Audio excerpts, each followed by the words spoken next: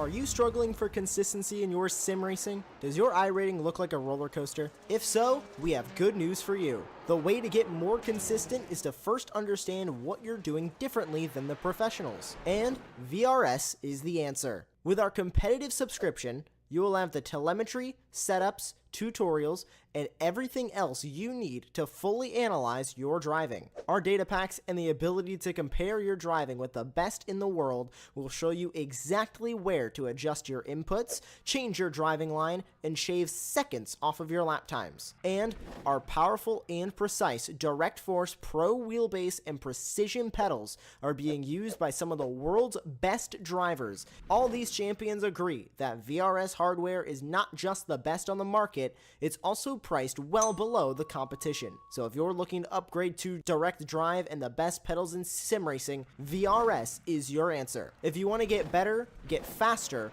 and make it happen sooner rather than later, you owe it to yourself to find out why so many people are switching to VRS. You'll be so glad that you did. Visit www.virtualracingschool.com and learn why the best use VRS.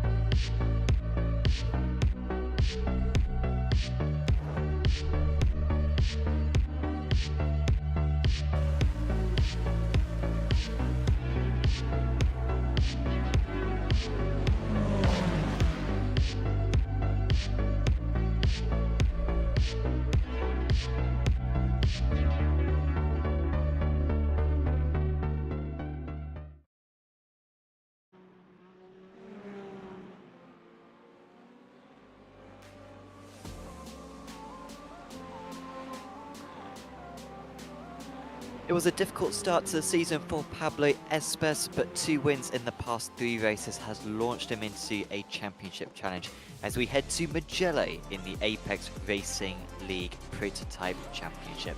Welcome to Apex Racing TV and our YouTube channel. My name is Sam Fitzpatrick. I have alongside me tonight Avery McDonald with Jonathan Grabowski bringing you this stream.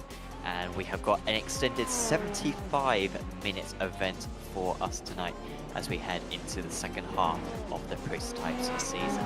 Avery, welcome for this broadcast. I opened up talking about Pablo Espes right away because he has been the man in form, and whilst we didn't quite see a fantastic side-by-side battle with him and Huber last time out, it really seemed like the two of them were absolutely even as anything at Sebring last week. Yeah, I mean, at Sebring, like you said, they're super even, you know, and throughout the season, you know, one driver's been a little bit better at the other tracks, but, you know, Sebring, they're really close. But when you come to Mugello, it's still kind of a new track, Sam. So I'm really curious to see how the drivers are going to handle a newer track on the service. It's our first time here with the prototypes as well. So excited for not only this race, but my first 75-minute race of the season. So I'm excited to see how the drivers are going to make a little bit of changes in their strategy for tonight. Yeah, will be a good one when it comes to that. I think all 4 tyres will definitely be needed at the pit stop, even in these fairly short stints. I mean, they'll be doing about 40 minutes or so per tyre set. Even that distance, I think, will be pushing it very hard for the drivers out on circuit. So, yeah, they will be pushing it on that. Currently, we are in the closer stages of qualifying, and the pro drivers are about to start their lap times. We've had all the pro-ams and all the AMs. We've got a field of about 40 drivers out here tonight, so we'll be filling up this Mugello circuit nicely. And currently, it's Campbell up on the top of the standings for effect simulations. Yeah, a really good field so far. You know, we're well into the season, and to come in with 40 plus drivers for this round is super impressive. But the one thing to look at is that timing tower. Once those pro drivers start to get their laps in, is Paulo Espes or is Hubert gonna start up on the pole, or any of the other pros like maybe a Sandstrom or Hassan or Nathan Moore or a couple of other drivers? We'll see what they're going to be able to run, Sam. But like we said, every week qualifying is super important with how the start is, how the classes are not separated. they are done in the overall time. So Campbell is the fastest driver so far. So you got to get a good clean lap in, because if you go off track, that just eliminates your time. Exactly, that's a big gap as well for Campbell, isn't it? 7/10 of a second. Johnson has been in good form recently. Leroy's up there in third position, along with a couple of his fellow countrymen in Enrique and Mugello. Mugello has been in fantastic form actually himself as well. So yeah, that is impressive for Campbell to be up as high as that. And of course, once again, the Acuras dominating. Expect to see many more Acuras up the top phase soon, because all the pro drivers are in the Acura. I think the only one who isn't maybe is perhaps Aaron Smith, but I don't think he is around tonight. Here comes Espes with a couple of purple sectors already on this lap. It is looking dangerous for the Spanish driver, but he is coming up short on Campbell, and that is more demonstration of how good that lap time was from the 255. Yeah, Campbell put on a heck of a time to get faster than Paulo Espes. That's really impressive, but still time to get a good lap in. But Sandstrom, they're down to third place, and Delatraz in fourth, and Nathan Moore get a good lap in. So a lot of the pro drivers are getting real good fast laps in, but we still have a handful. It looks like about 5 drivers have not put a time in the pro division. So we'll see what they're going to be able to get. There it is. Here comes Huber on the flyer. So gets that. Ooh, takes over the pole position there, Sam. Yeah, not by a big margin, but about 0.5 of a second. And that is very much the gauntlet down for Pablo Espes, who I think has taken pole at all but one of the race meetings. I don't think Huber's actually set a pole position so far this season. I think it's been Espes with 4 of them, and Moore with 1 of them so far this season. However, Espes is getting much faster on this lap, and he is faster than Huber in Sector 1 and Sector 2 by a decent margin. I think this is going to be a 31-2, something like that. This could really kick everyone down a position, I think, because the Wave Italy driver is absolutely flying as he approaches the line, his second effort of this qualifying session, and it is a 31-3, 10th and a half clear of the rest. Yeah, park the car, cool it down, get ready for the race. He ain't going to get faster than that. So Espes put a good lap in, but still some drivers still out there, but nobody in the purple sectors except for Sandstrom with the second purple sector. And he gets second onto the board there. Great. It's going to be a good starting position for him. Yeah, it's good from him. Huber on this lap is improving, and interesting that Espes' final sector really isn't that good. He's losing about a 10th in the final sector, this Espes, to the other drivers. So even if Huber's lacking a bit in the first 2 sectors, he might be able to overcome the deficit. There he is across the line, and it's an improvement, but only by about 100th of a second, so he remains in 3rd place, but he will get back out there for another lap. Whilst the drivers are currently in sort of a transition stage of the session, let's have a look at the championship standings. Because we're now in the second half of the season, and these points do include the drop score. And so Huber and Espes are tied. Now, what I would say is that Huber's drop score is much better. So if Huber has a bad round, it's not the end of the world.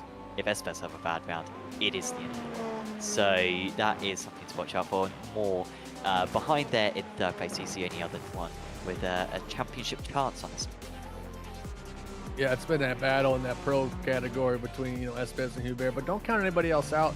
Maybe not at the moment for the championship, but after, tonight at Mugello, they might be able to get some points on the front too.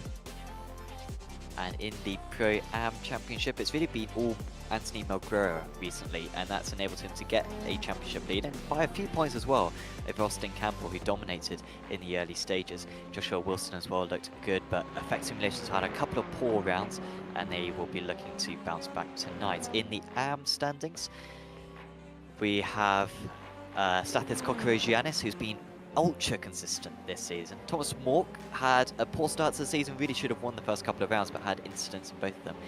But he has been coming back strong, was very impressive back at Daytona and at Sebring last time out, so he is closing that gap. We might be able to show the team standings as well. Or maybe we might show that later on. But currently WSR Butt Kicker leading in the teams, as the drivers have gone back out for another time lapse in this qualifying session. Yeah, like we talked with Stathis last week, super important and just about being consistent. You don't have to be the fastest driver in the session, but if you can keep the car clean and just get some good finishing, get some good top fives in your class, top four, or preferably get up on the podium in the class. But like you said, just got to be calm, cool, and collective. The three C's. The one thing I want to point out though, with that pro am category, Austin Campbell up into fourth so far in qualifying. He is starting 10 spots ahead of Anthony in the 14th position. So if he can get a good finish here, Sam, and try to maintain up in the top five overall, that's going to really help him catch back up. Yeah, absolutely. And it is points for your overall position, not your class position. So, yeah, Campbell getting those pro jars in between him and the rest will be a massive advantage. Really impressive from Campbell. He's clearly been putting in a lot of practice for this race. As Pablo Esposito's not on a push lap at the moment, neither is this man, Martial Huber. And of course, you can check out what the sector times that the drivers are doing by going to the live timing link in the description below. You can get that on an extra monitor and see what all the sector times are, because it is going to be enthralling action, because we've got one more lap to go for these drivers to set before that is the end of qualifying. Welcome to everyone who's watching in as well. Kieti Agamato, the GOAT, is watching on, and also, is that Jonathan Cook, I think, in chat as well? Hey lads, looking forward to tomorrow in the GT3 Trophy, of course, which will be broadcast from the Apex Racing TV esports studio. Yeah, I'll definitely be tuning into that, Sam. That's always a fun race, just like this prototype race, and especially any of these Apex Racing leagues. Always put on a good show, so I'll be tuning in tomorrow night for sure. But tonight it's all Espes so far in qualifying, and it's just a little bit faster, so just under 2/10 faster than Sandstrom. But you got to survive. I mean, you have to last all 75 minutes. We've seen Pablo at Watkins Glen been it within 10 minutes of the race. I mean, that you have to keep the car clean. So with this tricky track, I mean, lots of opportunities to make a mistake. So just kind of keep it calm, cool, and collected and make your way through to a good finish. Looking very good this lap for Espes. Purple sector 1, personal best sector 2. And it's a sector 3, honestly, where he's got room for improvement as well. Let's see what he can do. He crosses the line, and it was an improvement. He's down to a 31.24, so he managed to shave another tenth of a second off it. Hubert is on 2 personal best sectors, and you know what? Hubert's actually dead level with Espes after 2 sectors of this lap, and it's this final sector where Hubert has been absolutely fantastic so far, but Espes did improve a lot in the final sector. This is going to be really tight. I think Hubert will get up to at least 2nd position, but it's the pole position that he really wants. Can the Apex Racing Academy driver do it? He can. By a 10th or a 100th and a half, he has been able to get to the pole position for the first time this season. Wow, what an effort. I mean, when it was on time, right towards the end of the qualifying time, this was his opportunity. And the best part about Sam, when you get that last lap in right when time's about to expire, guess who can't come out and get a faster lap? Anybody else. So great job by Hubert for taking his first pole. That just a super impressive time. But the one thing, like I was saying earlier, you gotta make it through the start, and if you're gonna start first, it's gonna give you a good situation. So uh, big props to all the drivers for putting in some laps. Yeah, that was a fun qualifying session. It was good as well, the fact that Sandstrom and Campbell and even Caracalis by the end were not too far off getting on the front row of the grid, but it is a familiar front row, and we will be progressing into the race fairly soon. Jackson White, welcome as well. And Jonathan asking, is the Acura the GTP of choice? You are correct in your assumptions, Jonathan. If you go on the Apex Racing Academy social medias, each week we do a pop test, and it is pretty much a case of copying and pasting the graphic every week, because it's always a case that the Acura is about half a second faster than everything else. High speed corners, the Acura is OP. Also long straights as well, where it was weak last iRacing season. It's now very good in that.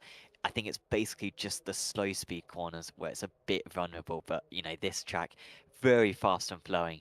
The Acura, the car to go for. Yeah, the Acura has been the faster one, like you said, but you still got to drive the car. I mean, I only have the Acura because I got a Wayne Taylor Racing fire suit, Sam. So that's the only reason why I got it. So, but a lot of the fast drivers are running it though, but a couple other manufacturers here too. And to be fair, it is a Cadillac 123 in the AM category, so we shouldn't discount it too much. Martial Huber then on pole position, 17 thousandths of a second, sorry, ahead of Pablo Espes. Really hoping for another tight battle between those two tonight. Sandstrom lines up in third place, and it's Austin William Campbell, laying up in fourth. Great performance from him. George Caracallis lines up in fifth place, and it's Andrea Quaison. Nathan Moore a little bit further down than what we've been expecting in seventh place. Vilas Jurovsky, good to see him up there in eighth. Augustin Bernier in 10th. Alexander Delachaz ahead of him in ninth. Then second place out of the Pro-Ams is Jocelyn. Third place in the Pro-Ams is LaRose. Behind him is Bion, Origi, Hudaludis, Melguera, Trivette, Wilson. Kokoro Giannis is on the pole for the AM drivers. Soren Kroll and Luke Mitchell right with him. Then it's Axel Guzmel, Julian Vetti, who almost didn't take the race, but he is already on the grid now. Alessandro Berti in 24th. Then it's Chris Byram, Stefano Lubone, Renaud Herbion. Thomas Mork struggling in the Porsche in qualifying. Expected to see him gain many places.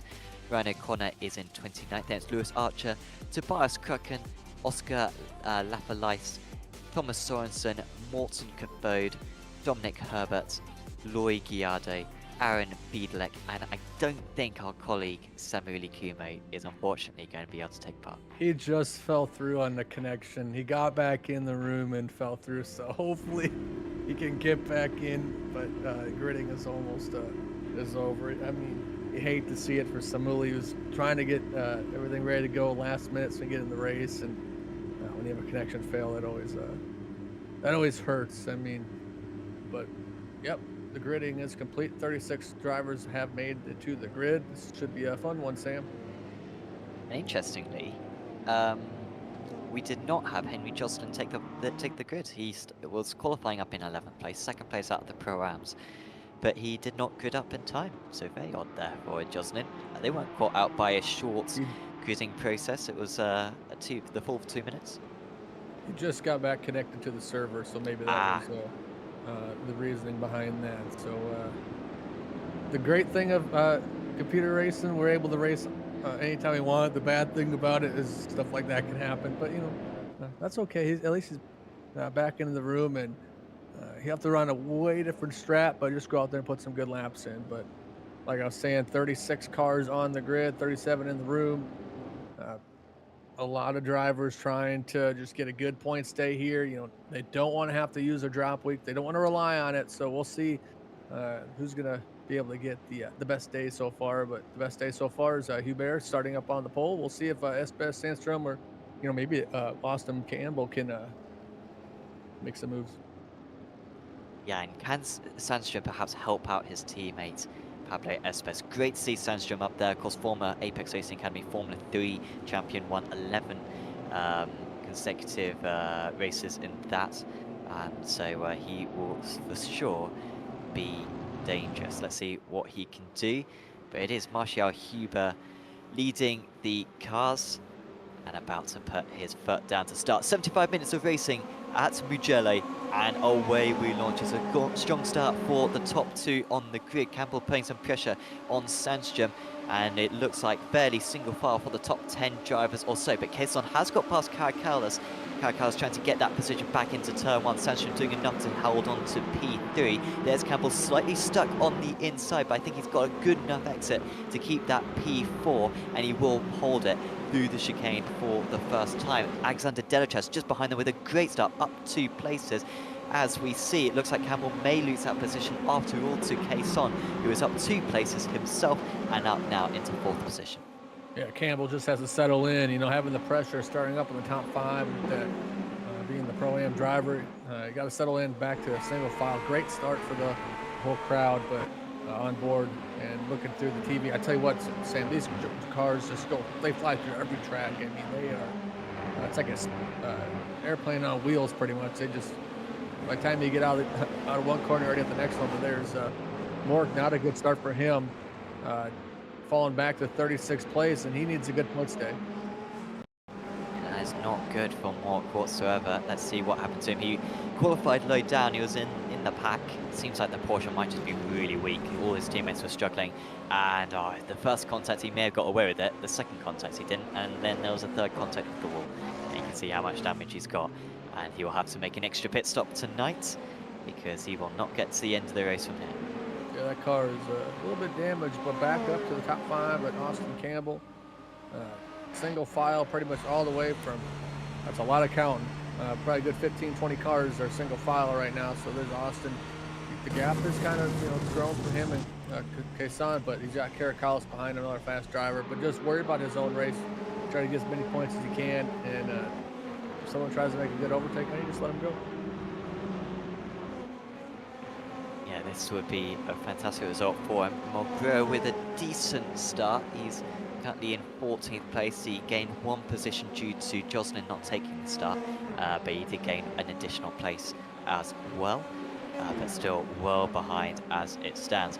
It does seem, and I did think this would be a possibility, that overtaking might be very tricky tonight. The fact that everyone was so single file after lap 1, and the fact that Huber's already got 1.5 seconds on Espes, very much indicates that the turbulent air is just so strong around this circuit and the draft isn't strong enough to bring themselves back into play. So yeah, overtakes will be at a premium, I think, tonight, and it might well be the tides egg later on in the event, which is the main course for overtakes.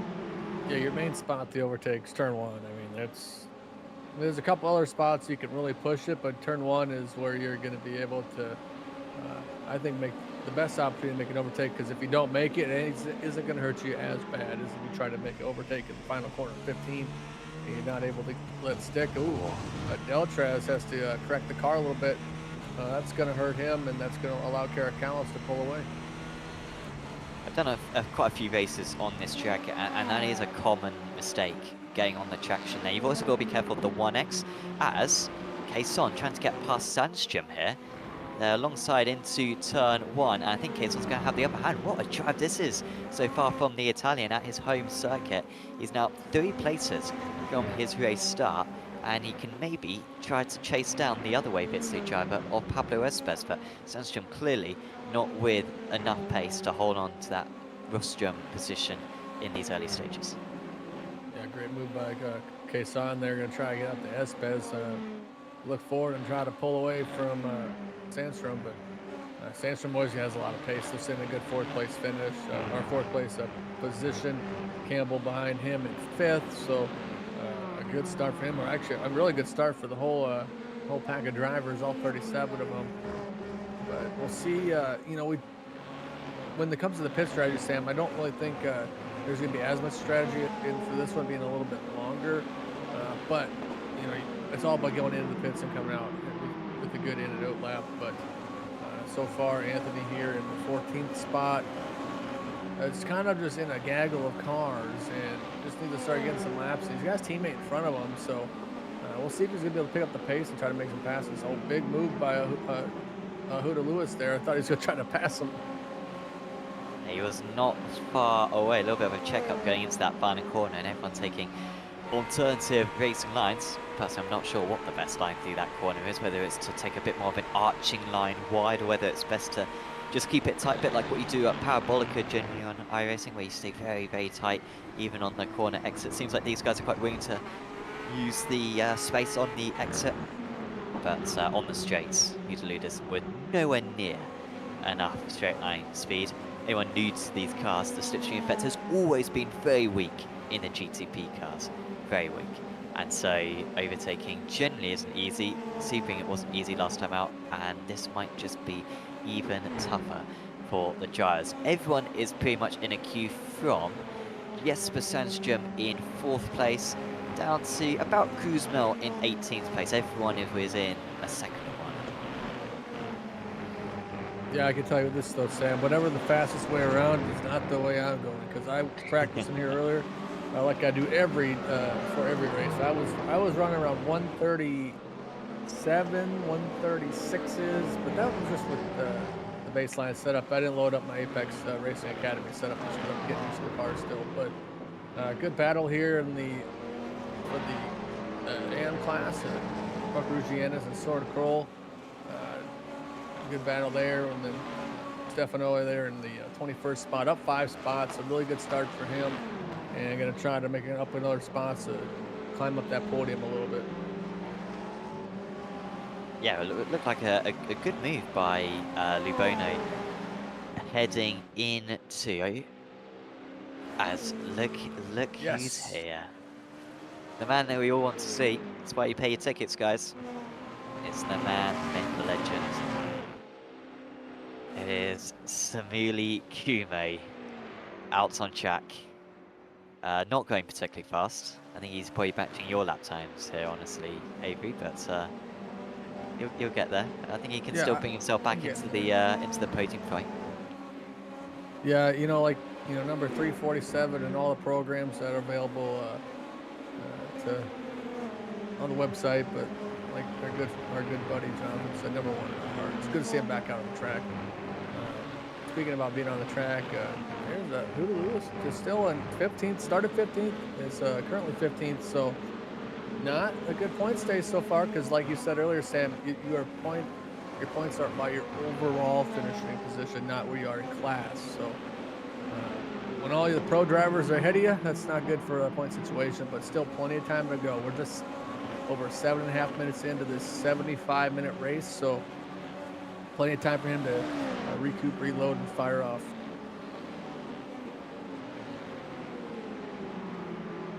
Yeah, he lost that position to Melguero very early on. Of course, gained the position from Jocelyn not taking the start. So LeBeau still doing really well in that Porsche, second place out of the Pro-Ams. But how good is the straight line speed in that Porsche? He needs all the Ks that he can. And Origi is getting pretty close to him, but that is not a big enough braking zone at the end of the straight. And LaRose is hanging on here, but now that he's lost the draft from beyond, he's at much greater risk from an overtake and through this part of the circuit, slightly offline and leaving himself vulnerable to an attack. Yeah, it's good to see Porsche in the Acura sandwich right now. It's a big Acura sandwich, but put on a really good run, just got the Acura behind him and says, you know what, hey, you know, everybody might be in either the Acura or a couple in the Cadillac, but I'm going to do my own thing, and I'm going to do pretty well. Sitting second in the amateur class, 12th overall. So, real impressive run so far for him.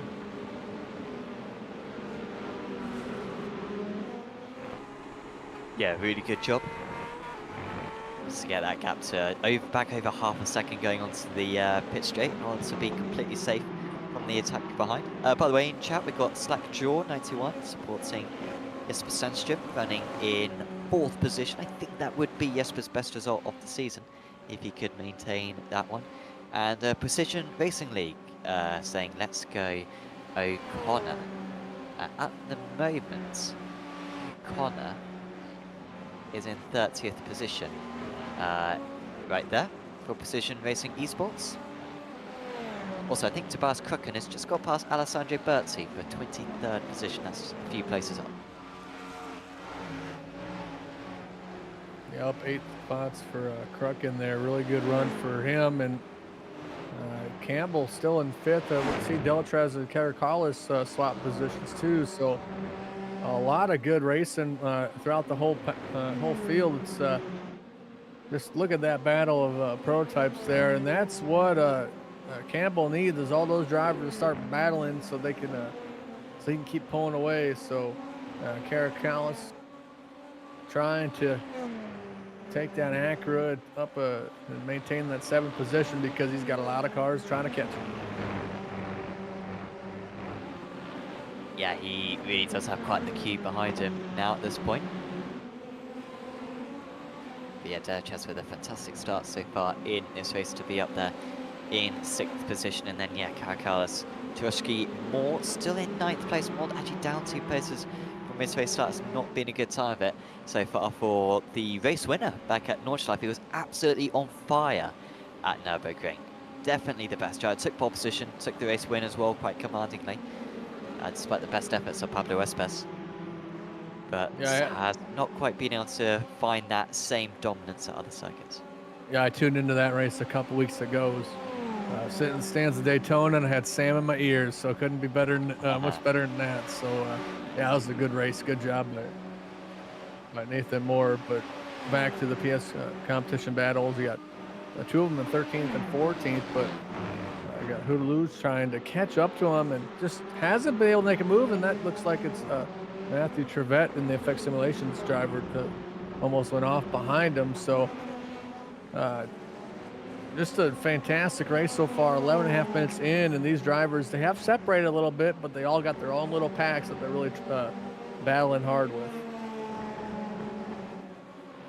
Do you think we're going to see some fairly early pit stops in this race? The tanks should be able to go about 45 minutes. I think around here should be very good fuel consumption, like very low fuel consumption is what I mean.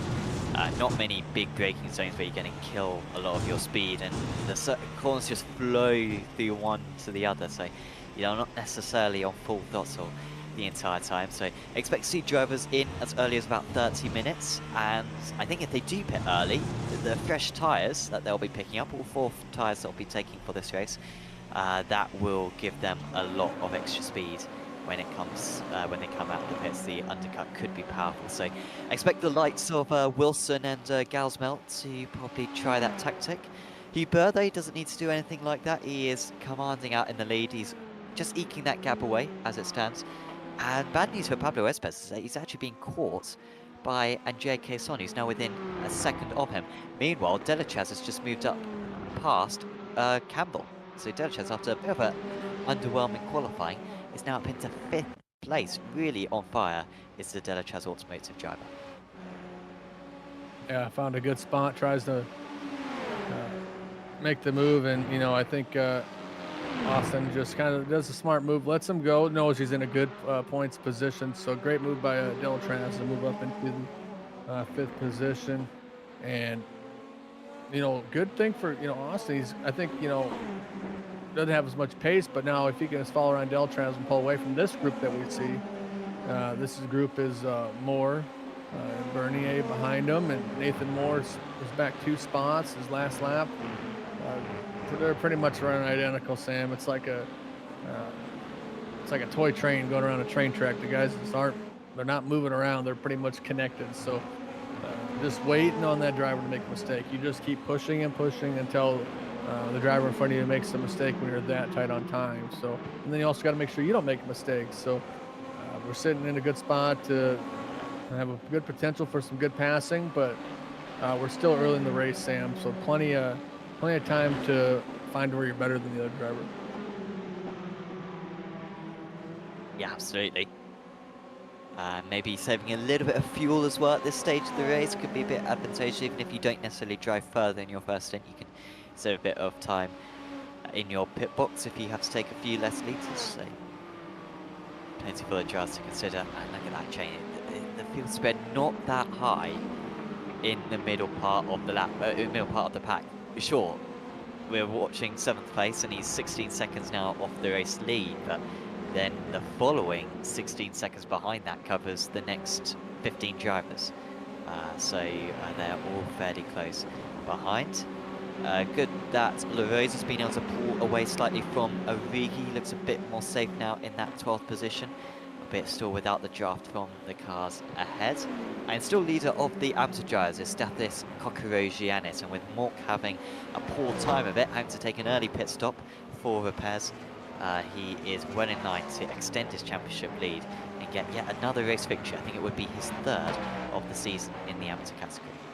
Yeah, sitting in a good spot, but just about an hour to go. He's got to keep the car on the track and just keep it nice and smooth. Sitting 19th place. That's Soren Kroll behind him. So I mean, it's no Sunday cruise. It's more of a Monday, Tuesday, right around the 5 o'clock traffic time with the people behind him. So he still has to keep the car on the track and maintain his pace. So sitting first in the M, only by, like I said, just over a second. So good job for the 2 esports driver.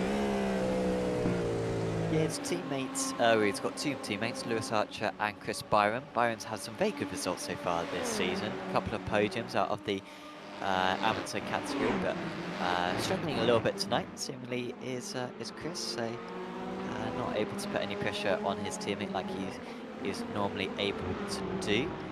Checking back in with our amateur champion from last season, Balázs Turovsky. His iRacing isn't actually high enough to be a pro driver, but because he won the AM category and in dominating fashion, actually, he was second place out of the overall drivers last season in the GTP. Turovsky was put into the pros, and he's demonstrating why he should be in the pros right now, because he's keeping George Karakaulis very honest. The driver 1.8k higher than him. Nathan Moore behind him is 3.5k higher. That's as an entire me. A Sam Fitzpatrick is the difference of iRacing between Turovsky and Moore, and yet Turovsky is holding him at bay.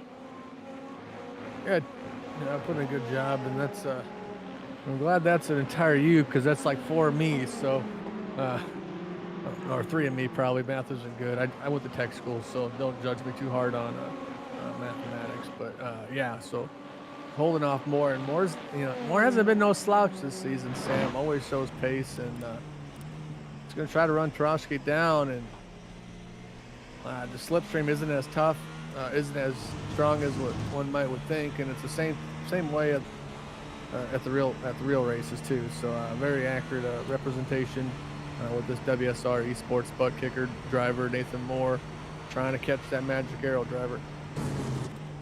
Yeah, of course, WSR esports butt kicker, the leaders of the teams championship at the moment, but currently only in 9th and 11th in this race. They're not standing to make many points, and the guys like Wave Italy racing team, who are up there in 2nd and 4th place, may well be able to gain some points back. It even affects simulations whilst they're Pro-Am drivers.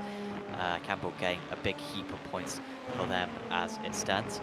We tune back in on the lead Wave Italy driver, Pablo Espes, now only just half a second clear of Andrea Cason. That could definitely change positions. Honestly, right now, Huber looks like he's in a league of his own. 4.5 seconds clear of the rest of the field, and continuing to extend that gap by about 1/4 of a second every single tour of the cycle. Now that is what you call a Sunday cruise. Just nice. Put it on cruise control. Just float like a butterfly and sting like a bee down the straight, up the 4th gear. Just keep shifting through the gears, and have a nice little Mozart in the background, and just cruising, and just kind of like just enjoying the moment. Take a look in at the scenery. Ooh. And but there's still time to make a mistake, Sam. So we'll see if he opens up, but the gaps has grown to almost 5 seconds. So but Cason is starting to make some moves back there in 3rd. Yeah, and there has been an issue as well with Soren Kroll, who was running as high as 2nd place, I believe, in the amateur category. I think we're going to get a replay of what happened. I think he's collided here with Stefano Lubono, who was going for a move. Oh, so Kroll's actually going for a move on Lubono. Oh, he's just misjudged that. That is all Kroll's fault, and really good job as well from Julian Retzi to go the long way round. He took the joker lap, or the penalty lap that they have in MotoGP. That's what that extra lane is for on the outside. And he had to take the majority of it in order to get round, and that is now why Soren Kroll is down to 4th place in class and 24th overall.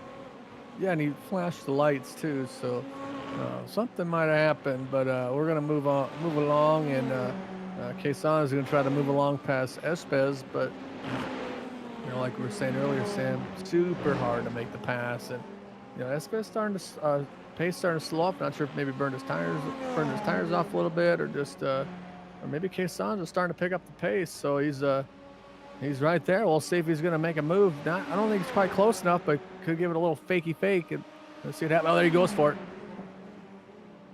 He's going to go for it properly here, and he was squeezed slightly to the inside. Defense put on from Espes, but this move has already worked out for Cason earlier on in the race. They're still alongside through the chicane, and he's just keeping it partially alongside the Wave Italy driver, but Cason will have the upper hand. It's all about momentum into the 2nd chicane.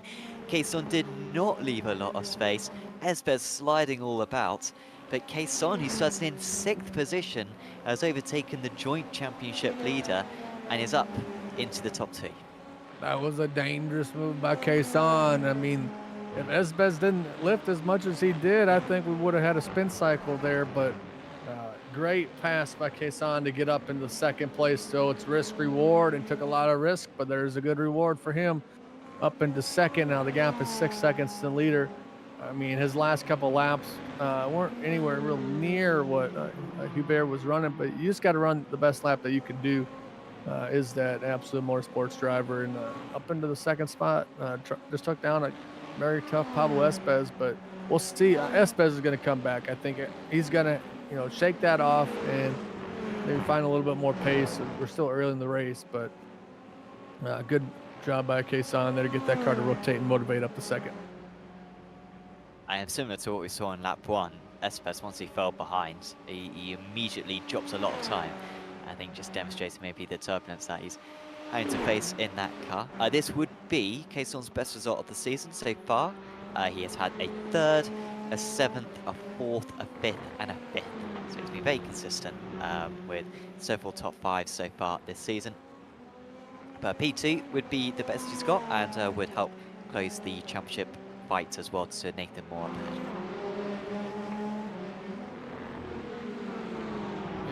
Good battle here still with Troshki and look at that battle of cars and see if Moore can get up there, because I don't know, Sam, is Caracalla starting to maybe slow these drivers up a little bit? Yeah, it might be the case. I mean, it's not too bad because LaRose isn't catching up much. I think LaRose is a good motor because LaRose was with these guys earlier on, then dropped back. And to be fair to LaRose, he still hasn't caught up, so maybe a sign that Caracas's pace isn't too bad. It does seem like it's slower than these guys behind. And you got to wonder, Nathan Moore, he's not necessarily the most reckless driver. He's not going to go for something crazy against these guys. And with such a high iRacing and with such strong performances that we've seen from him so far this season, remember, Moore hasn't finished outside the top 4 this season. Out of 5 races, he's finished in 4th, 2nd, 3rd, 1st, and 4th. And so I can't help but feel like the man in 9th place right now does have more pace, but he's just been able to do nothing about it because he's not quite fast enough over Troshki to make the move, and Troshki isn't quite fast enough over Caracalla to make a move himself. Yeah, it's like they gain a little bit on maybe like turns 2 and 3, and then they give it all up turns 4 and 5. I mean, that's the great thing about a track like Mugello. Just a lot of corners a little bit different, and you're just able to be faster at certain sectors of the track, maybe a little bit slower in the others. So that'll provide some really good racing as we go on board with Nathan Moore. I just love the onboard look at these, Sam. Just how fast these drivers get through the track and how they're just able to get into those apexes and just power their way through, and just look how close he's getting to Troshki there, and just trying to find a way around Sam, but it just seems like they just really need a driver in front of them to make a mistake, and that's they're just making tiny little mistakes, nothing huge, but just that battle for the 7th position. Caracalla is just doing a good job. He's starting to pace up a little bit this last half of the lap. So, just a good run so far. Looks like Henry Jocelyn has been able to hold off Chris Byron. However, there's also been a move for Ryan O'Connor. He's got past Thomas Sorensen for 27th place. Awful day for Stop and Go Racing at the moment. Down in 28th, 29th, and obviously Thomas Mork had issues early on, so he's down in 34th. It's a shame as well because I do like that livery, but and I like the Porsche as well. I think it's by far the best looking GTP. The Acura is pretty nice. We've got Cadillac being said in our ears by our producer Jonathan Grabowski, but I'm not sure about the Caddy, honestly. I used to be a fan of it. I think I was a fan of the DPI Caddy, but the GTP, not such a big fan. Here comes Moore. He has finally been able to get past Troshki and is up into 8th place, and this will be fascinating to see now if he can immediately get past Caracalla as well. Yeah, make the move, and he sees Caracalla just in his sights, and Caracalla has him in the mirror, and Nathan Moore is moving. He's going to try to, he needs to get around Caracalla as fast as possible, because I think he he may have the pace, Sam, to catch up to Campbell, who's 6 seconds ahead of those drivers. So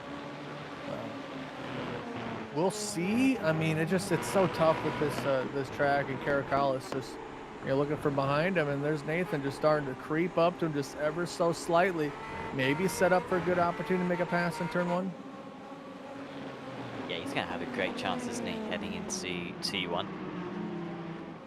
I think he's going to be passed straight away here. I think really what's been saving Toshku all those laps is the fact that he's had the toe. As I mean, this is really early.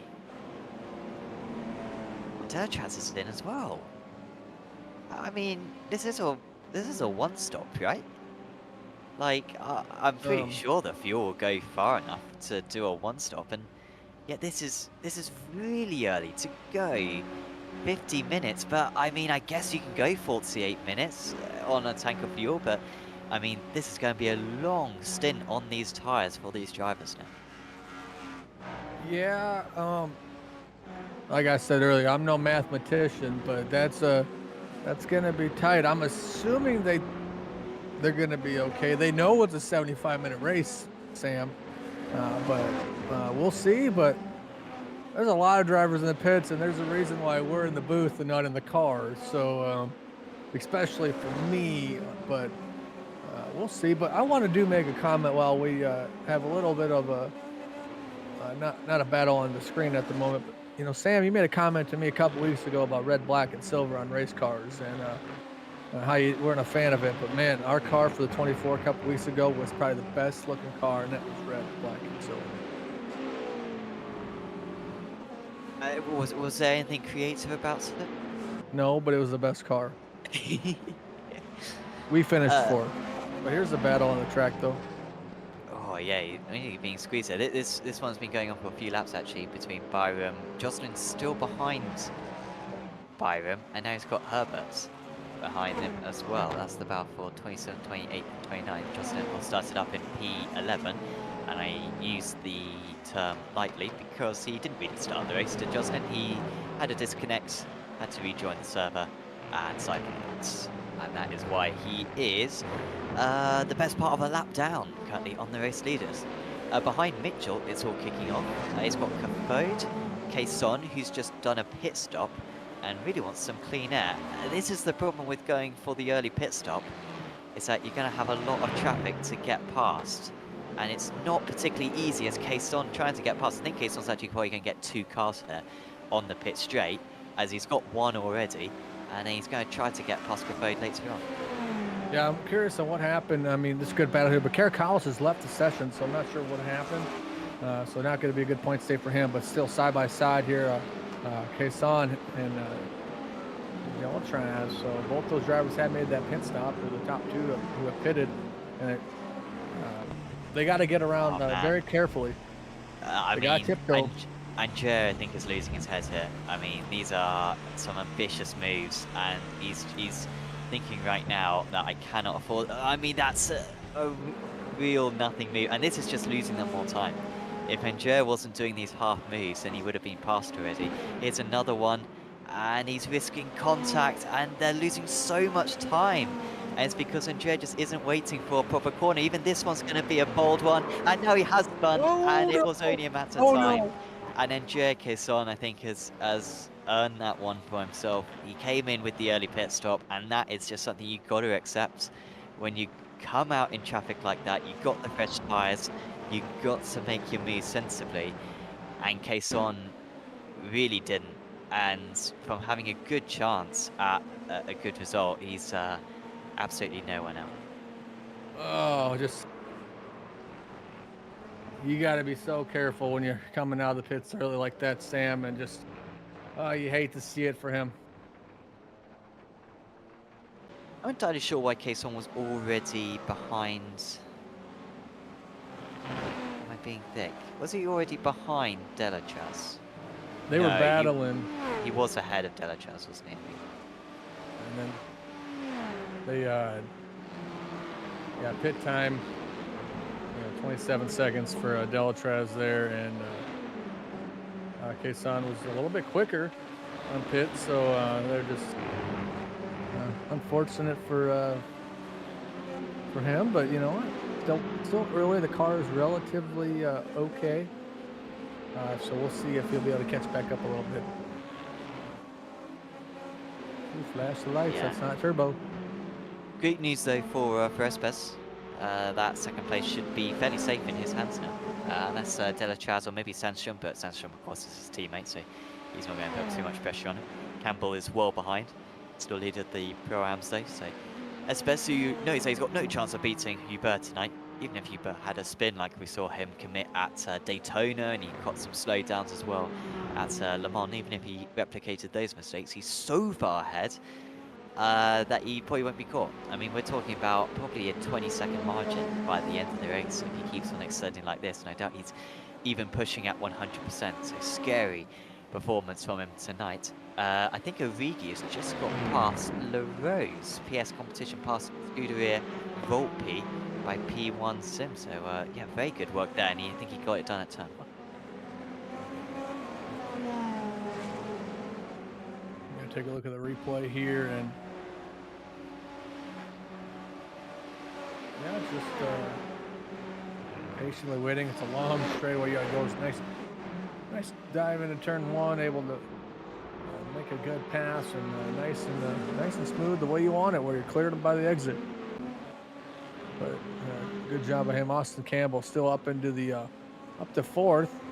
Moore is just, oh, he's just catching him. He's just getting ready to try to make that pass. Needs to make it as quick as possible, because I mean, Moore,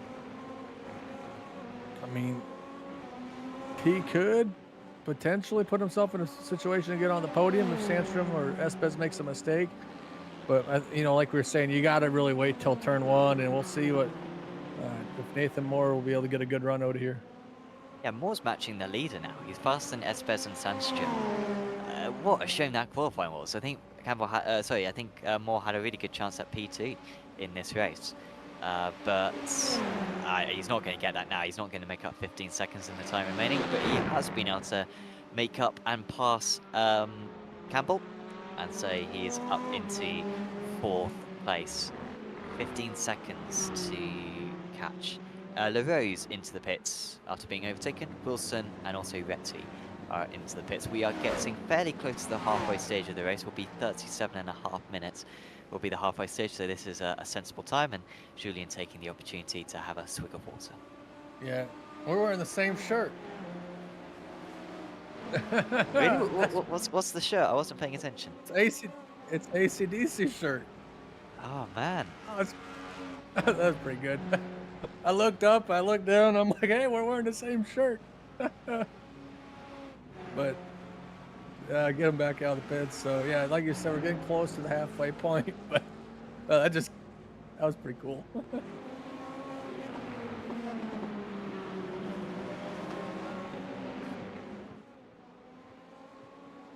Yeah, we certainly know what to ask him if he comes up for an interview. Julian. As Espes comes into the pits from P2, half and halving it.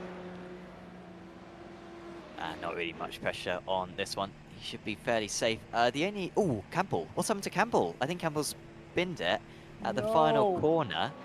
He has rejoined, but at the loss of a couple of places. He's now behind Troshki and Bernie. He comes into the pits, which I think he was going to do anyway. Let's get a replay of what's happened to him. He was completely by himself. You know what? He'd already lost a lot of time on this lap, though, because he'd only just been overtaken, right? And he's just locked up. Maybe had some damage with the car. Maybe sector 1 close, sector 2. Yeah, it was just sector 3 pretty much. So locked up the tires. But you know what, though, Sam? He lost a little bit, but could have lost a heck of a lot more. So we'll just have to. We'll see what he's gonna be able to pull off. But hopefully that doesn't get in his head. He just get back out on the track and start putting out some good laps. I wonder if he potentially had, and this is a bit of a long shot, and anyone in the YouTube chat who knows more about these cars than me, let me know if I'm wrong, but I think he may have had like a tyre failure if he got to 0% tread, because his first and second sectors were really slow, like losing a second in each of them. I think maybe he wore the tyres down to 0%. That maybe is a little bit out there, I think, because his pace genuinely has been quite good, and after we've only been going for 36 minutes, but I do know that the track temperature is very warm, and there's a very demanding track on the tyres, so might be the case, but I'm not sure. Yeah, you know what? I'm not sure, but Delatraz catching up to Espes and with Sandstrom in the pits, or see where they're going to come out, but everyone's coming out of the pits. They're saying, hello, bring me down pit road, get the fuel, get the tires, and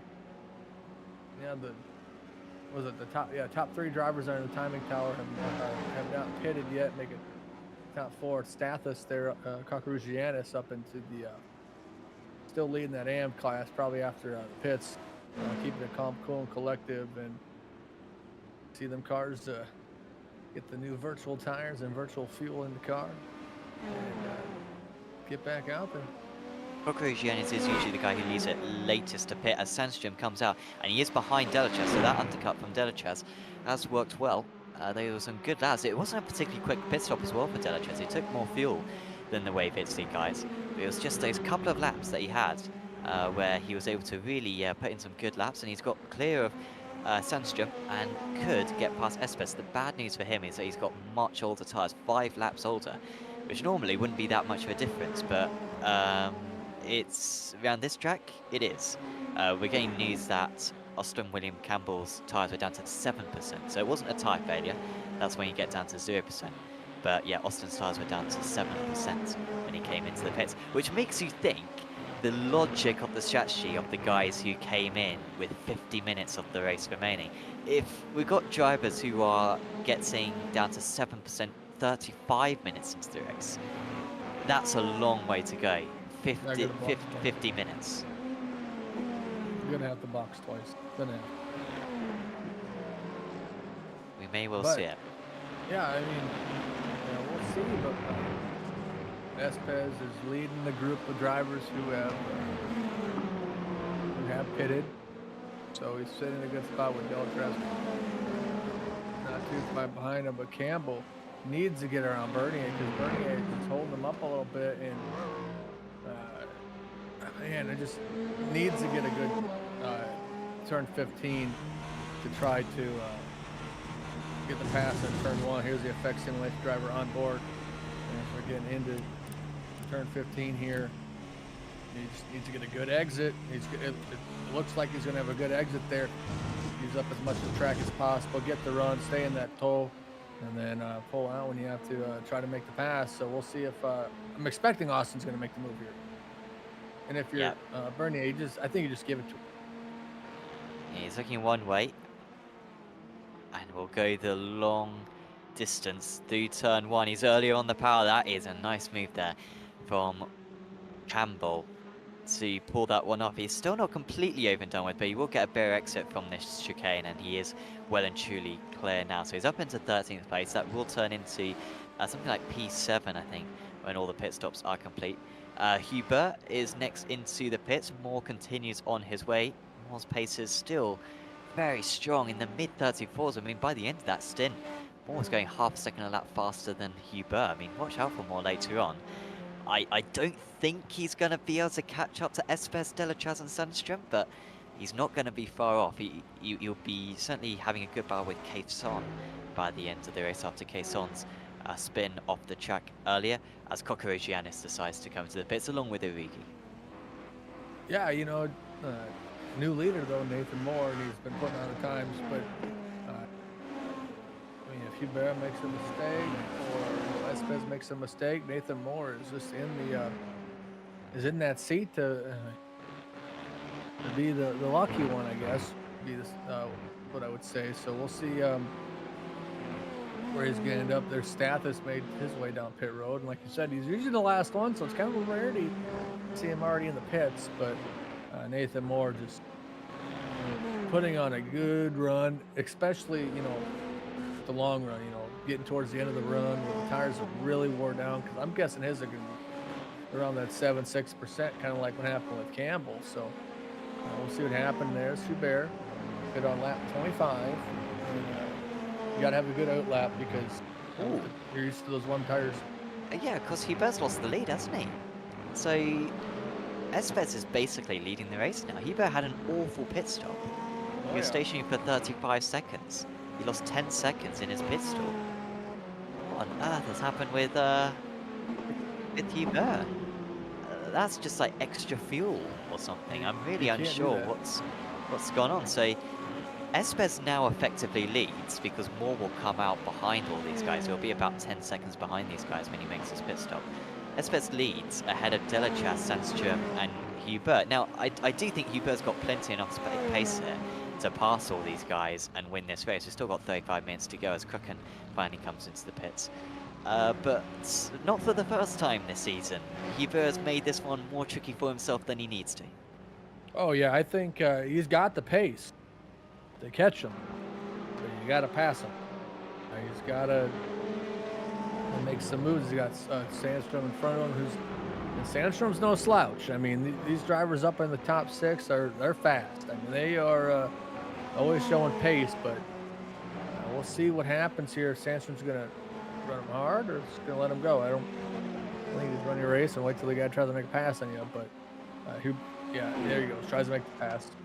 He's got to go. I mean, the more time you sit around him, you're losing. So great pass by Hubert, just almost using up the track limits.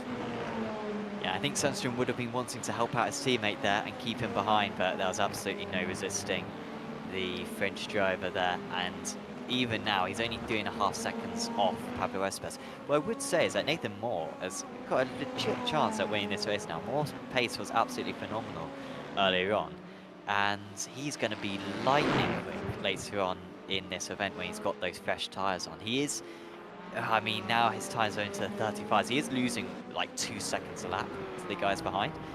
He will come out of the pits probably about 20 seconds off the likes of Espes and Delachas and co, but his tyres will be so much better come the end of the race. He might be gaining a second a lap pretty much for the rest of the race. So yeah, maybe it's a bit too far for Moore. He just had too much catching up to do. Was stuck in that 9th place for so long earlier on, but like I said, his pace has been phenomenal. Will be good to see him probably battle with the likes of Quaison for 5th position later on. It's just this man and Lewis Archer who are still yet to come into the pits. And by the way, Stathis Kokrogiannis had a bit of a longer pit stop, so Stefano Lubono is effectively the class leader now in the AM division, but Stathis with 7 seconds to catch could still make up that time. Yeah, still time to go. I mean, just got to get a good pit stop for Moore. There's Lewis Archer coming down into the pits. Going to fall down the order a little bit, but a good run for Archer there. There's Tarowski down to 21st. Just sitting in a spot where he's going to have to get on making the moves to try to get some more points there, because he's going to come out. You have just past Archer. They're going to make a move on Moore. And Tarowski got a stop and hold. He had to stay stationed for 40 seconds because I assume he sped on pit entry. Other drivers who got penalties were Tanguy Bion. He would have been up around 6th place right now if it weren't for that. So it would have been Tarowski, and also Matthew Chivette and Axel Guzmel.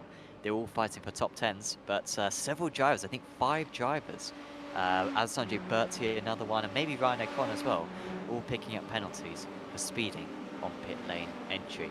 Finally, Moore came into the pit. I think he's going to be about 20 seconds off the lead when he comes out of the pits, and he is behind Quaison. He is all by himself, is Nathan Moore, in 6th place, but he will be the fastest man on track for the rest of the race because of those fresh tyres. He is, he's 21 seconds off the lead, so I was about right. I think Moore will honestly be within about 10 seconds of the lead by the end of the race. Let's see if he can get any places. Yeah, I think that's definitely a possibility. Look at this battle for oh no, spot. No, that's not good. Oh man. Yeah, he's still got Buckinghamshire broadband. It's not good for Bion. Mork, by the way, does need to pit as well. He pitted on lap 1 of the race. He will not get to the end, and he is now pitting. So that is everyone everyone's done all the pit stops that they need to do. Like, no one else should have to pit now to the end of the race. The only drivers who will have to pit before the end of the race are those who crash and those who get to 0% tyre by the end of the event, which I think will be a couple of drivers. Yeah, but Espez just taking over the lead, but look who's catching them. I mean, just over 1.6 seconds is the gap between first and second with Hubert. And then Beltraz, you know, not too far behind him there. And Sandstrom's 5 seconds back from the lead. So, I mean, it has really started to crunch up a little bit. There's just a couple mistakes. We might get a little bit more pack for the top 5 positions. Zen plays with probably the strangest message we've had so far. My boy Krucken doing good? Question mark. Or do I need a paddle? I mean, I don't think you should ever use the paddle, honestly. Zen Gotta row the boat. I mean, you could use it for that, or you could use it for something else. And I think he's doing all right. I don't think he deserves the paddle. Does Tobias? There he is in 17th place. He pitted quite late, actually, did Tobias. So whilst he's in that position at the moment, he'll have a good chance at catching up to the likes of Lubono, Kokoro, Giannis and Kroll by the end, because he's got fresher tyres than all of them. So watch out for the Porsche driver. I can see him getting into the top 50. Yeah, he's just rowing the boat, trying to catch up. Kind of like what he needs to do, just row the boat up to 15th. And he's got the pace. I mean, last lap was better than, you know, heck, 6, 7 drivers in front of him. So, I mean, doing a really good job at Espes, also just trying to hold off Hubert. It's just about 2/10 quicker was, or 7/10 quicker, excuse me. Hubert was over Espes. There's our good friend, the Samula Kumo, the Apex Racing TV driver, the 347, the program #1 in our hearts, getting fuel and tires, and he's gonna roll back out on the racetrack. I feel bad that I forgot about Samuli. Of course, he came out of the pits late, or he started the race late, and so that's why he's had to make his pit stop now. He went as far as he could, but eventually did have to take some fuel and some tyres. Oh dear, Mitchell's crashed. Oh, Espes as well. Pablo Espes from the lead of the race, but he all know that. I mean, how much damage is that going to be? He's certainly hit the gravel bad. I don't think he's hit the wall. I think that's probably just some scuffing from the gravel. This is what happened to Luke Mitchell. So they both... Oh, so Mitchell's gone off, and I think the race leaders had to try to avoid him. There he goes, sliding across the track. And Espes did hit him. Espes could have significant damage. And after getting the race lead, it has been cruelly taken away from him. Yeah, nothing, I mean, Luke could have really done, because we're looking from Espes. I mean, his car was out of control and sliding it. It don't just stop after that. So, but Espes just, oh man. I mean, could we get an onboard of that one? My gosh. Oh man. Holy help me hand on that one. I mean, man. So... And his sector times seem alright, Espes, but I am concerned he's going to have air damage, which could cost him a few places. So it was. I mean, it's an annoying one as well. Had he taken the racing line, he would have made it. It was that slight turn out, just to open up the options for him mid-corner, which cost him, and that is the damage. I think he's going to have too much damage. Quaison is back to the pit, so that's good news to be fair for Espes, that Quaison's had to go back. I'm not sure what the reason is for this. He is taking tyres, but I'm not sure if that's a terminal thing and then he's calling it a day. Yeah, no, he's got back going. I think Quaison's probably had his own crash, I guess. Yeah, could have. Remember, that's the second pit. Quaison came real early. Yeah, when was Quaison's first pit stop? I forget now. Yeah, I think you're... Yeah, you are right. It was like the first one, wasn't it? It was the first one to pit. So, I mean, was a 2-stop always his plan? Surely not. It is a Maybe. long pit lane here and a really slow one as well. It is insane to have that as your strategy because you stand to lose so much time. Yeah, And Jared Dalaval is saying in chat, Caisson on 2-pit strat. I mean, I trust Andrea on that one because they are teammates. And so, I mean, Andrea, talk us through the logic on that one. I mean, this is a wild strategy. I love this strategy. I mean, I absolutely love aggressive strategies. I like the different strategies, but I mean, he's over a minute off the lead right now. Yeah, good point. Maybe had to meatball the first 2 laps, but I'm gonna have to have the Apex Racing TV social media department go back and clip off the part where they said I was right, so that way I can have that load up every time I go on, which says Sam told me I was right, so I have to make sure I clip that off with for everybody there, but. Espez still 5 seconds back in second, but he's got Delatraz behind him, and so is Sandstrom. I mean, it's an accurate sandwich for second, third, and fourth, and major props to Espez for still running good times comparatively to the drivers behind him with all the damage. So, obviously, a little bit of damage. Yeah, definitely Caisson's on full push. He's just gotta keep on moving and grooving. Oh, and Delatraz on the 2-stop as well. Boy. Oh man, the strats. I mean, I mean, again, I still don't think this is gonna work. Caisson's coming for a third time. Andrea Delaval saying that, Andrea's apologies that Caisson's tires were dead after one stop, but yeah, Caisson must have a yeah, he's got a black flag. Yeah, he's got probably a speeding or something you're not supposed to do. So get the penalty and he's still stationary even now. I mean, 53 seconds. I mean, Delaval, that's no the exact details in that one, whether it was a pit exit line thing or whether it was a pit limiter thing. We're trying to keep up with everything that's going on. So Espez in second place now. I think Sandstrom's going to easily pass, but I guess he can't easily pass though because they're teammates. So Sandstrom's just got to wait behind unless they want Sandstrom to get the points. I mean, they are going for the teams championship. They could be caught by Moore as well. I know that Moore's 16 seconds behind right now, but Moore is going a second a lap faster than these drivers. He's not going to be too far behind by the end of the race. I mean, what a dull end to the race this could be for Sandstrom, because I think he's a good half a second a lap faster than Espez, but might just be waiting behind for the rest. And the steering lock as well that Espez has got. Espez has got a lot of damage in that car. He's having to maintain about 20% steering lock in order to keep it in a straight line. If I was spotting for him, Sam, I just tell him the car's fine. Don't worry about the damage. You just keep on digging. That's why I think most people don't want me as a spotter, because if it's a little damage, I just tell him to keep on driving. And he's just driving a good race right now. Just sitting, I mean, with 2/10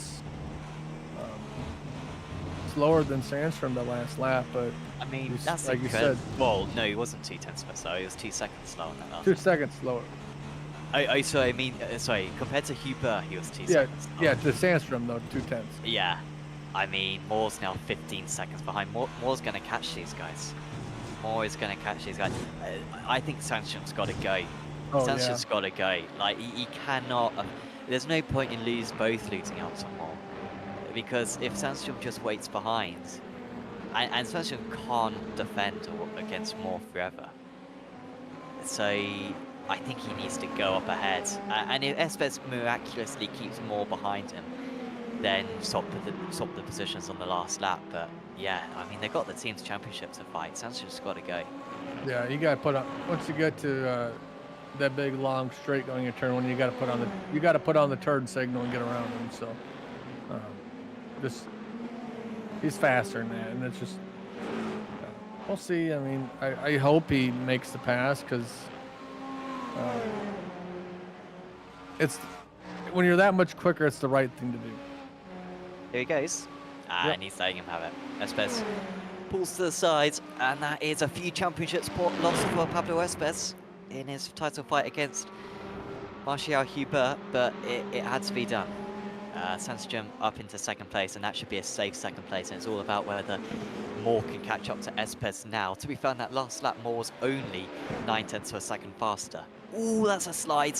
That's a huge slide for Cathode, trying to keep up with his teammate Sorensen. It's actually been a good few laps for generally the amateur drivers all the way down the field. Coco Giannis is now somehow up into 12th place, but he has just lost out to Alexander Delatraz. This has been a very chaotic last 20 minutes. What happened to Delatraz? Oh, he took 2 stops, that's why. Yep. So, Delatraz, will he be able to catch up? Well, on that last lap he was 2, so he'll catch up to Wilson, he'll catch up to Retty, and he'll probably catch up to LaRose. I don't think Delatraz is going to get any higher than that. I think he'll be 8th place at Delatraz ends up. Yeah. The other thing though is, you know, like we were seeing how like Austin Campbell had 7% left on his tires at around the 37-minute mark. So we'll see, especially when we get down to the, you know, about 10 minutes ago, maybe, you know, 5 minutes ago, are these drivers going to come down and pit because they punctured a tire, you know? So we'll see what they're going to do. So they got to be careful, nice smooth inputs on the gas, brake, and the steering. Try to keep that car nice and clean. Keep the tires at a good operating temp. Don't overdrive the car. Just try and kind of nurse its way to the end. Nick Horn saying in chats, these are not the Porsches I was looking for. No, it's not, Nick.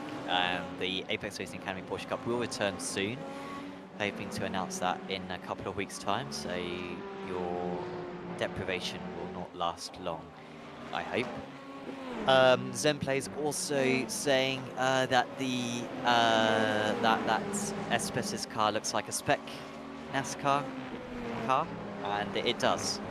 Absolutely does. A similar amount of angle. The good news for him is that the car is bent towards the right. So he's good through the right-handers. It's the left-handers which are an absolute nightmare for him, but this track is overwhelmingly right-handers because it's clockwise. So it could be worse for Espes. It could be worse. And also asking if the Acura is still all-powerful. It absolutely is, particularly around this circuit. The Acura is still all-powerful. Dare I say, even now, that Acura in the state that it's in is probably still faster than the Caddy. So Espes isn't in the worst car on the track. Yeah, he's for the damage, he's doing pretty good. He's got to wheel that thing around. I mean, this is a good run, sitting, you know, in third. You know, 12 seconds back is Nathan Moore in fourth, Sam. So, I mean, if you look at the timing, I think he's going to stay in third, but we'll see. We'll take a look at the our SDK app with all our live timing and the graphics, and see if they're going to be able to catch back up. 1.7 seconds faster that last time around. We've got 15 minutes to go. That means about 11 laps. So if he keeps catching like this, he'll gain about 16 seconds. And he's only 11 seconds behind. I think he's going to do it more. I mean, to be fair, last lap was a bigger margin than normal. But even at just a second a lap, which is like the smallest margin it ever is per lap, Moore will catch Espes by the end of the race. You only got about 10 more laps to go. Yeah. So we'll see what happens. I don't know. It's just tough. That's why I don't do math. Espes, though, is, hey, you know what, though? He's doing everything he can to stay in front of this Nathan Moore with that tweaked steering and a little bit of damage to the front of the car. So only time will tell. I just want him to get a side-by-side finish for the final spot on the podium. Is that too much to ask for, Sam? No, that's not too much to ask for, because on motorbikes, particularly Moto3, third division of MotoGP racing, the finishes here are insane.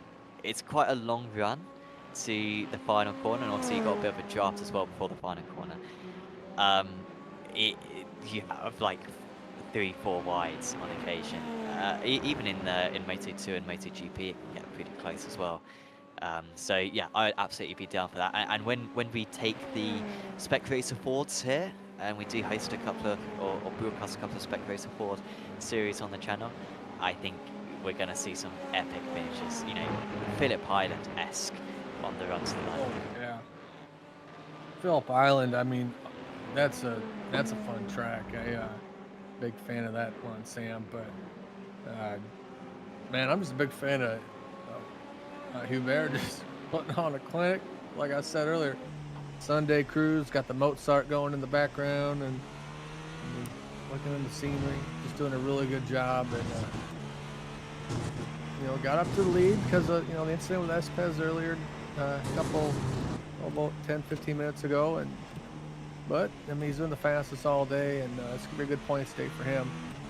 Still about 13 minutes left to go in the race, so still needs to finish, but a good job by him. Yeah, very comfortable. And remember, he lost 10 seconds as well in the pit stop. He would be over 20 seconds clear right now if it weren't for that slow pit stop. And he's going to be edging up that gap further and further because he's still about a second lap faster than Jesper Stenström as it stands. And he's going to retake the championship lead. When the drop scores were considered after the previous round, he did lose it to Espes, but he will be retaking it now. By the way, shout out to one of our sponsors for this series, Apex Racing Academy. And of course, if you want to get faster in these GTP cars, in GT3 cars, or in any category on iRacing really, do go to Apex Racing AC and get setups and track guides and data packs from some of the best drivers in this service. Do go to apexracingac.com, link to them in the description, as we just saw an overtake from the two-stopping Delachaz on Joshua Wilson. Next up for him is Julian Retty. He will definitely catch up to Retty and LaRose by the end and get to that 9th place. Melguera might just be a little bit too far ahead. Yeah, get that Apex Racing Academy, get that the Setup Sync app. It's super awesome. It moves me so much quicker on the track. Because it ain't because of skill. It does help me with the setup. So as someone who's used it before, I was associated with Apex Racing TV. Been a long-time customer and a very happy customer. So I've been very happy so far with this race as well. Trevette trying to find his way up to Oscar there for the 18th position, and they're just battling side by side. Almost touched a little bit. They're just giving us some good racing to watch here on Apex Racing TV. Trevette actually has older tyres than Lapalais, but the reason why he's behind, or he was behind, was because he got a pit lane penalty, spared on pit entry, I think, and got a 40-second stop and hold. Bjorn also got it in front of him, and Turushki got it in front of him as well. Turushki, Bjorn, Trevette, and O'Connor maybe, and I think there may be one other as well, all got speeding penalties. It is a very slow pit lane, this one, and the drivers fall victim to it. So it was disappointing that we didn't see Turushki, Bjorn, and Trevette, because I think they would all be up there in around 5th position right now if it weren't for those misdemeanors. Big slide there for Retty, and he's going to be lapped. That is not for position. No, hang on. Is that someone unlapping themselves? I think it is. I think that's Andrea Caisson unlapping himself. Caisson with the 3-stop strategy. I think he spared on pit exit or something. We didn't get word from Andrea Delaval exactly what happened, but he is trying to make his way back up. Is Caisson, and he could get a few more places actually. He's got Herbert, Mork, Mitchell, and O'Connor all catching distance ahead. Yeah, just unfortunate for Caisson there, but back out on the track trying to get some good laps in as we're about just under 10 minutes left. 1 hour and 5 minutes in the books. Still some time for some good battle. This P5 competition team they've been right next to each other the whole race. Yeah, there's always a couple of purple cars next to one another, isn't there? In recent weeks, it's been Melguera versus Turushki, but of course Turushki sort of ruined his chances by the speeding on pit lane earlier on. So instead, Mugello's got exactly the same purple livery right behind him. Sorry, right in front of him, in the form of Origi. Might be worth these guys switching places by the end of the race. Because Mugello going for the championship in the Pro-Ams. He's actually limiting the damage quite well to Campbell. Speaking of Campbell, actually, Campbell's really struggling at the moment. He had really bad tyre wear in the first stints. I wonder if he's suffering from this again, because he's now only a second ahead of Bernier. Maybe he made a mistake a few laps ago, I'm not entirely sure. But I feel like that gap has shrunk quite a bit. Yeah, that's what's got me nervous, and what's even got me more nervous is Espes last lap 136 compared to Nathan Moore's 133. And Wow. your math is better I than mean, he's mine. been caught. Oh yeah, it's almost there. He's about ready to. We'll see if he's going to be able to. I want to hold him off. I think the gap's 2/10. Yeah, I mean, Moore won't even have to think about making the move. He will easily move his way past Pablo Espes. The gap now down to a 1/10 of a second. They're heading into turn 1 at the moment. The battle for P3 out on track. And Moore has been able to get past now. He is up into the rostrum results. And that is pretty much what he could have hoped for in this race. He definitely had the pace for P2. He's been the second fastest man up there. Maybe Kayson's been second fastest, but Delachaz has been right up there. Sorry, this is Delachaz. And Delachaz has got past Rietti. And that was another very easy move. New tyres against old tyres. And LaRose will be very easy to pass as well. He's next up on this list. Yeah, I mean, Delachaz putting on a good run, running that different strat. You know, two pit strat. So a little bit hurt there on that corner exit, but catching up to LaRose up in the 9th position. I think that's when he'll end up stalling out is in 9th. But good run. I mean, 9th is where he started, and you can't go, well, what if I try the 2 pit strat if you don't do it? So I like going on different strategies, and hey, you never know. Sometimes it works, sometimes it doesn't, but I think it's working out okay for him still. One of my favourite races ever. It's probably is my favourite race ever. No, my favourite official race ever, actually, as Delachaz moves past into 9th place. I think it's probably Super Chucks at Hockenheim. Is probably my favourite race of all time. But I won the championship in that. I am the Apex Racing League Super Chucks champion.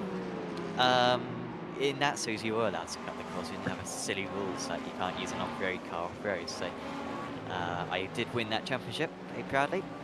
But another race I enjoyed, and I didn't win it actually, shockingly, but was the FW31, the 2009 Williams F1 car at a full-length race at Barcelona. And everyone else did a 2-stop strategy, and I did a 3-stop strategy to run low fuel. Someone slowed up back there. Absolute speed throughout the race. Mitchell. Mitchell is. Yeah, oh, that's a lot of damage on that car. That's a lot of rate as well. Or a lot of fencing rate. That GTR Evolution driver just trying to work his. Yeah, there goes around. Oh. That's the death wobble there. Into the barrier. He did tow back to pit lane because that would have been a long way to go, and a real long way to get there. So I mean, he just had that death wobble. But speaking of no death wobble, that's Martial Hubert's started on the pole for the first time this season. He's led a majority of the race with 5 minutes to go. 14 seconds is the gap from him to Sandstrom. So Sammy's putting on a good run. Yeah, he's always sliding through that chicane as well. It never looks quite easy for Hubert, but he has been total control. My nomination for a guy who's going to blow up his tyres is Oscar Lapalais. His tyres are finished. He is now lapping some 5 seconds off the pace of the race leader, and he came into the pits on lap 21. As far as I can figure out, he's got the oldest tyres of anyone. He's just been overtaken by Sorensen, and he's about to be overtaken by many more cars. Cafoed is next. He'll be overtaken by Lubono. He might be overtaken by Archer, but I think his tyres would need to deflate in order to be caught by Archer, because Archer is about 10 seconds behind right now. But yeah, this is the end state of the tyres, and this is why you don't pit on lap 21, because he's now on 22 laps on this set of tyres. I like the effort though, Sam. Just trying something different, and I mean he's still up 13 spots, so but you're gonna lose. I think most likely could lose a couple more, but yeah, he just. I wonder if his tires are. Oh no! And Lapalai's struggling even more. Couldn't even get into the pits that time round if he didn't want to take an emergency set of tyres. Caffode gets past. Lubone is going to be next past as well. Yep, he's got a meatball. Has he? Yep, he's got a meatball. So he has deflated the tyres, I guess. Oh man, who's that going straight on? That's is that Caffode? So Lubone's gained another place now. He's up to 20th. Lubone with the 2-stop. So he's got very fresh tyres. He's one of the few AMs who took the 2-stop, and he's reaping the rewards in these closing stages. Sorensen is next. Sorensen's only got 8-lap older tyres. Not a huge difference, honestly. I don't think he'll quite catch up there, but Lubone, who was leading the AM category at one point, now up into 20th place overall. Yeah, Oscar's either got a meatball from the damage or the tire. So he'll have to come down and make a pit stop and come in his box and put his tires up if he wants to finish the race. But we're getting close to the end. Just seen Pablo Espes might not even finish 4th place in this race. Oh boy, he's been caught by Campbell. You know what? And I mean, hindsight's a oh look, the tires. Espes got the meatball too. Really, he's got the deflation as well. Gosh, yep. I mean, this is gonna be horrible for Pablo Espes. He's gonna lose 40 seconds. I mean, in hindsight, he should have hit it when he had the chance, like immediately when he got the damage. But look at that, he's got the deflation, and he can barely turn these corners now. He's got. Yeah, I mean, he can't do another 2 laps. I mean, maybe he can. Maybe he can. I mean, he won't get disqualified. But how much time is he losing per lap? He's losing about 10 seconds a lap. Just go. I mean, yeah, he's got to go for it. He's got to go for it. Don't give up. Just power through. Yeah, I think you just stay out and power through it. I think it's after 5 laps that you get disqualified by iRacing. You know what, actually? Even if he pitted now, I think he'd go a lap down. So he may as well continue and at least get to the line, because even if he goes a lap down, then he may as well not do the last lap. But as long as he can stay on the lead lap, then I think it's worth it. Bernier will get past. I mean, he's not fighting these guys. He'll lose out to Bernier. He will lose out to Origi. He'll lose out to Melguero. He'll lose out to Delatraz. Maybe Retty and LaRose as well. He might stay in the top 10. Yeah, that's what had me nervous, Sam, was the tire wear here.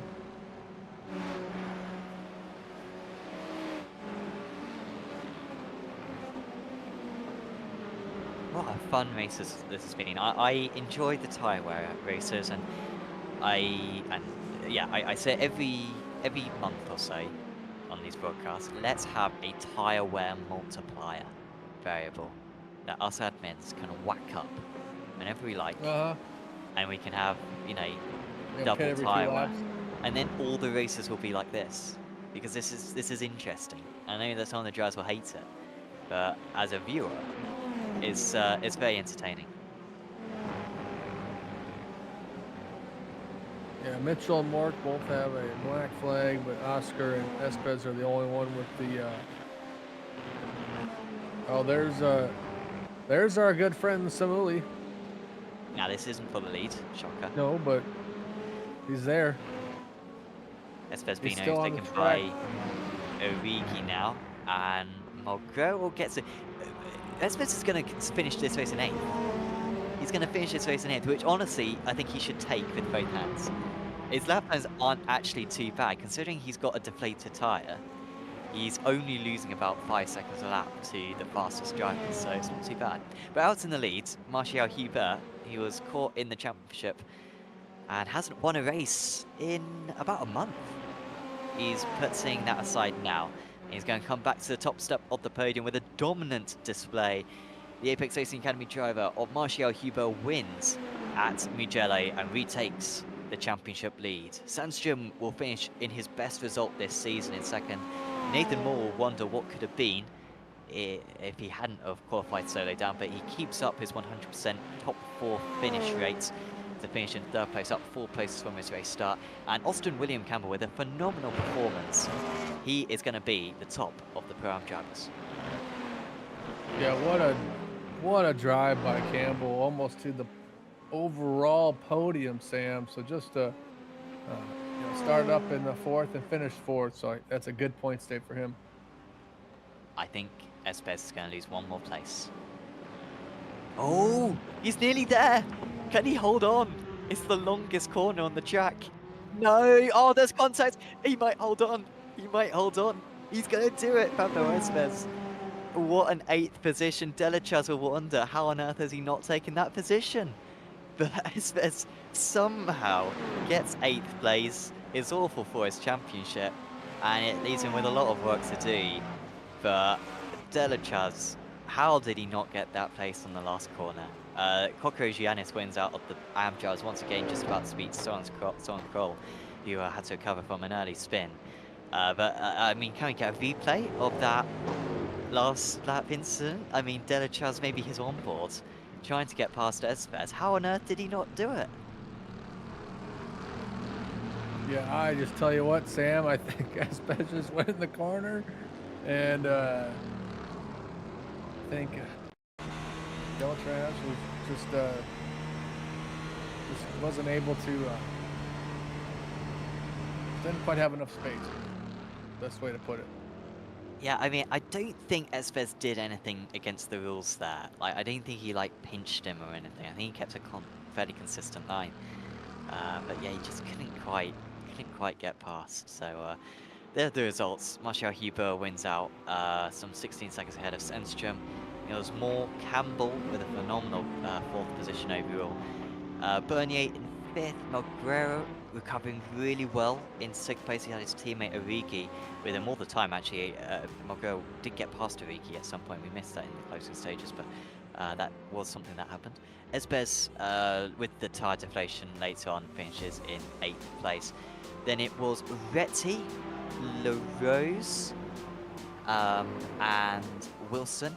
Kokorogiannis was top of the AM drivers. Then it was Soren Kroll, Tobias Krucken, Balash Turoshki, Tanguy Bion, Matthew Chivet, Thomas Sorensen, Stefano Lubono, Molten Campode, Lewis Archer, Oscar Lafalais, Chris Byram, Ryan O'Connor, Andrea Cason with the 3-stop, Dominic Herbert, Alessandro Berti, Thomas Mork, Renaud Herbion, Axel Guzmel, Luke Mitchell, Samuli Kumo, who valiantly got up to 33rd position. Good effort there from Samuli to get a few extra points. The retirees were John Houdeludis, Henry Jocelyn, George Karakaulis, Aaron Fidelek, and Loy Guiardo. I think Delachaz got a penalty on that, Sam, from an incident penalty. I guess he got a 4x. Must have put him over the instant limit. Because I was looking at the results, so I'm like, where's his name? And I see him down. Although, you know what? I've just gone in, and Delachaz actually had 24 instants. So he would have actually got a penalty anyway, because he was on 20 at least. Unless he got one post-race and it's accumulated it, but yeah, I think Delachaz is going to get a penalty either way. So, yeah. Let's have a chat with a few of our drivers. I think first up we'll drag up Jesper Sandstrom, who joins us now. Jesper, congratulations, your best result of the season, 2nd place. How are you feeling right now? I'm quite happy with the race. Of course, I feel a bit bad for Pablo because he picked up some damage and that really ruined his race. But Yeah, my race on the other hand was going much better than expected. Talk us through that period where you're behind your teammates, Pablo. Pablo, of course, had the damage at that point, and we were talking about maybe it would be best for you guys to stay in line and get Pablo the extra points in the championship, but it seemed like with Nathan catching you so quick, you had to move. I mean, was that a consideration for yourself to stay behind, or were you always going to go for that move regardless? Oh no, I'm a team player, so the plan was to stay behind Pablo and ensure him getting maximum points. But with Nathan closing in so much, it wasn't a viable option in the end, so I had to go through.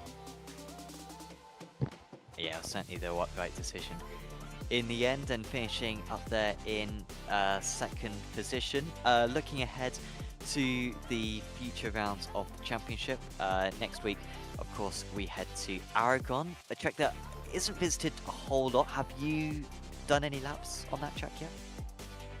I raced it a ton in the F3. I was pretty quick there, but this is a different story because I'm nowhere near as quick in this car as I was in the F3, but hopefully I'll be in the mix for a decent result. We wish you the best of luck for that one, Jesper. Anyone you'd like to give a shout out to? A shout out to the team, Wave Italy Racing Team, for a top job on setups and helping me develop as a driver. Awesome. Well, thanks for having a chat with us, Jesper, and yeah, see you back next week. See ya.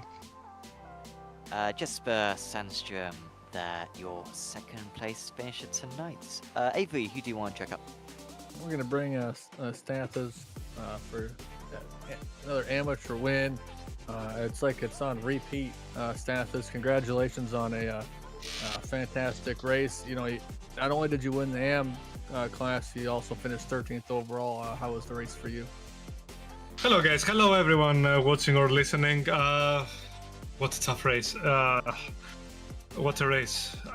Coming into this one, I had zero expectations. The whole practice week was very bad. I had no confidence in the car. I don't know where I found such space.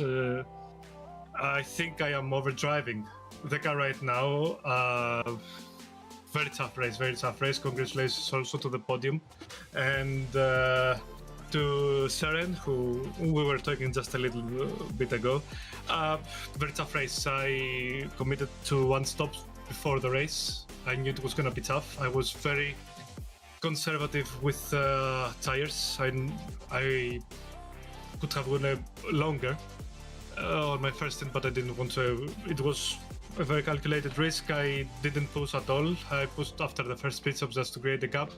And yeah, hopefully from the next race the traffic will be kinder and not make me or my competitors lose more than 3 seconds in one lap, because this is not good, especially if you're fighting for the win. Yeah, solid pace, amazing race, and yeah, in a track where this car is the worst out of the three. I don't know, maybe we need to, the organizers need to take a look at that. Yeah, amazing race, great for the championship, and let's see what Aragon brings us. Yeah, you extend the lead, and have you got much time at Aragon there? Or sorry, can you repeat that? have you had much time on that track? No, I haven't driven the car. I need to buy the track. I haven't driven at Mugello before, so yeah, maybe. Yeah, the aim now is to finish high. Is to finish Absolutely. high and be close to my competitors. I need solid results, and yeah, I think we have 3 races to go. It's a long way. I'm not taking anything for granted. 3 wins means nothing at all. One mistake, one wrong calculation can lead to a devastating result. And yeah, I don't want to think about the championship. All I want to think about is the next race. Yeah, one race at a time. That's always the way to look Yes. at things. And it's great words to live by. Anybody like to give a shout out to before we let you hop off? My team, Kudai Motorsports, Luis, Chris, yeah, can't thank them enough. And